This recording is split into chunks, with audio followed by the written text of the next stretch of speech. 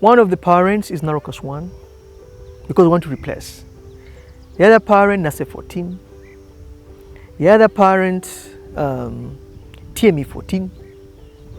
The other parent, NASE 3. There is NASE 1. Then the others are breeding lines that we got from our partners.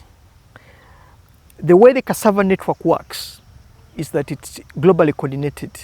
We work with cassava breeding programs in the region, that is basically in Tanzania, Kenya. We work with cassava breeding programs in West Africa, that's basically Nigeria and IITA.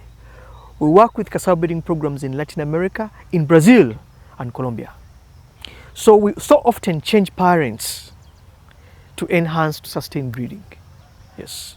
So science, the collaboration of science is beyond country boundaries because you harness and share resources. So because of that sharing philosophy, we exploit it when we are trying to develop new varieties. It's the same thing that happened for all other crops. It's the same thing that happens in the livestock sector. Just a small history about these two diseases.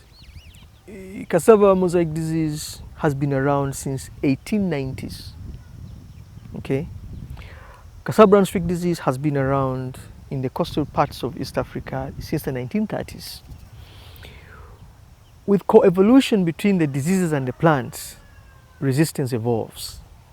Okay, so still going back to the concept of children resemble parents.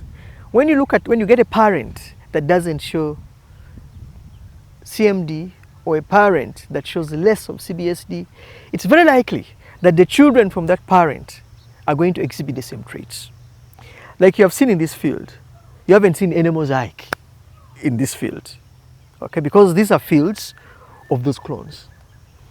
Brown streak is there, but very limited, because as of now, we don't have immunity for brown streak. And by the way, brown streak is a virus. And you know very well that even in human diseases, getting immunity to some viruses is a problem. But we try to work with highly resistant clones. So what we can say is that we have had a good journey in terms of managing cassava mosaic disease. And I think we're on track in terms of managing cassava brown streak disease, because what we see here is progress. The thing is this, for cassava brown streak disease, we don't have any immune clone, okay? Majority are susceptible, but what we have are tolerance and high levels of resistance. For cassava mosaic disease, we have got exceptionally high levels of resistance or even immunity, yes. But in the farmers' fields, for the farmers who are still stuck to their very local land races, you will still see some fields that have got CMD, yes. NARO class 1 is very resistant to cassava mosaic disease.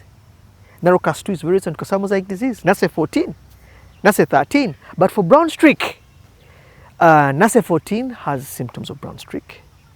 NASE 13 has got symptoms of brown streak. So brown streak for it's still a challenge. Just like we can say,